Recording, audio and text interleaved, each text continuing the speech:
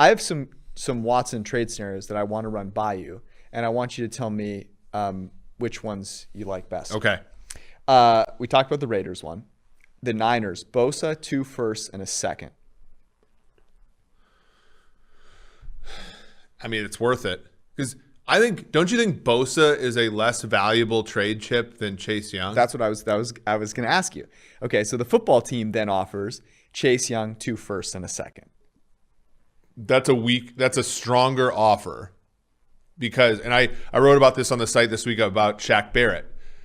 The hard part about edge players is the delta between a top end edge and an edge picked in the first round. I mean, Chase Young made $8 million last year. He's this number 2 overall pick. That's $12 million less than Frank Clark made. Right.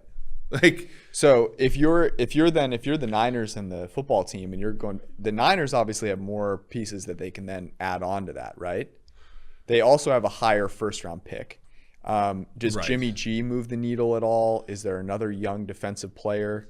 Does Jimmy G move the needle at all? I don't think so, right? Maybe, but we think of this so differently, right? Because we're sitting here and a lot of people go, no, you've got to take a shot with Derek Carr because he could be great. And we go, there's a lot of evidence that says that's a 1 or 2% chance. It's not worth taking. But Jimmy G was a guy that Bill Belichick supposedly really wanted, So maybe you do. Maybe you can flip Jimmy G to the Patriots for a pick, and then that helps strengthen your trade-off. Yeah. Let me ask you this, though. Which team is better off making that trade, the Niners or the football team? In a weird way, it's probably the football team. And here's why. The Niners can win. The Niners can get as much as I wouldn't endorse it. The Niners can compete for the highest, achievements with a quarterback worse than Watson. I don't think the Washington football team can compete for much without a brilliant quarterback. I think that's right. Okay. The Dolphins, 3 firsts, Xavier Howard and Tua. I was going to add Xavier Howard because that's a great point.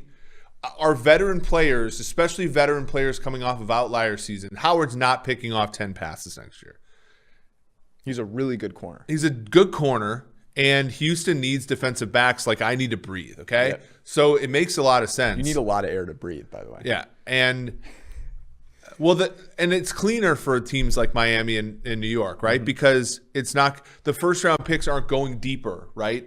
So you could almost even make the argument that fewer first round picks are required for those teams because of the time value of the picks. And the Dolphins are giving them the 3rd pick. So the opportunity for them to either stick with Tua or take a guy to compete with him, I think that offers the Texans the most. I like that trade a really good amount. I think that's the front runner. My last thing for you is agree or disagree. I don't think the Jets should trade for Deshaun Watson. I disagree. Okay. Let me make my case. Okay. My case for the Jets is that they are an awful football team. Mm-hmm. They are a terrible football team right now. Yep. And bringing in Deshaun Watson is going to cause them to do things that I think are irrational to try and make them better in the near term. Whereas if I were running the Jets, I would stick at 2. I would take Zach Wilson, who I love. I would build around that. I would use the draft capital that I have to try and become a dominant team in 3 to 4 years. So that's not a terrible take. That's obviously a rational choice. Here's my thing, though. You trade Jamal Adams for a moment like this.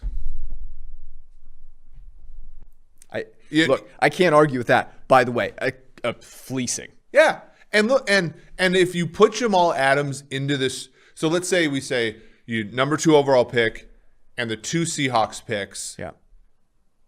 Let's say that's the trade. You probably need to throw in May.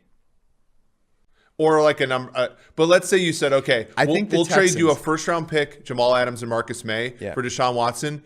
You would immediately if you were the Jets, and that's the reason you trade Jamal Adams because when you're not good, because that turns into assets that you can use to become actually good.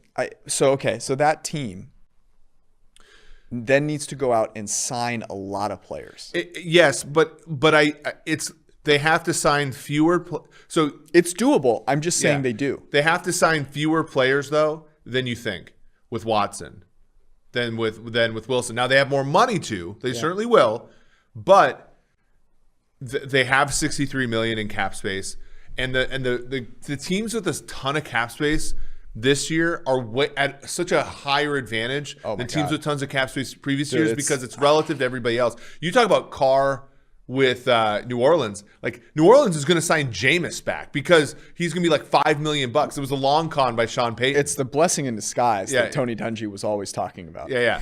And like, because they don't have any cash, like no one has cash. Yeah. So you're going to get your pick of the litter. And I'm as much as a fan of Wilson as I am, like, there's just less hand-holding from a support standpoint that's necessary for him, or for Watson than for him. And so, like, you look at like Crowder, you look at you look at some of those players that have had some success there. It was success that was clouded in like bullshit, which was. I don't think I don't think that they need as much with Watson. Obviously, Watson. I think if it comes down to Miami and the Jets, Watson is saying, "I have a no trade clause. Send me to Miami." That's my guess. So I would think that too, but the Giants being down and the Jets playing in the biggest media market in our country, I think would possibly appeal to Watson. I do. The caveat is this: media markets mean way less now than they used to, for sure, ever have, and yeah. So, Zach Tantillo, Roto World Football, Deshaun Watson would not veto a trade to the Jets. Interesting. We'll see how that changes. It's going to be fascinating. No, but I mean, I think you're right. It's going to be fascinating, and I think we're probably underestimating the likelihood he stays with Houston, weirdly. Yeah. Unfortunately. I'm also imbuing my own desperate desire to go to a place that isn't 30 degrees and awful. And Deshaun Watson can go to Cabo for the entirety of the offseason. Correct. So it's not that big of a deal.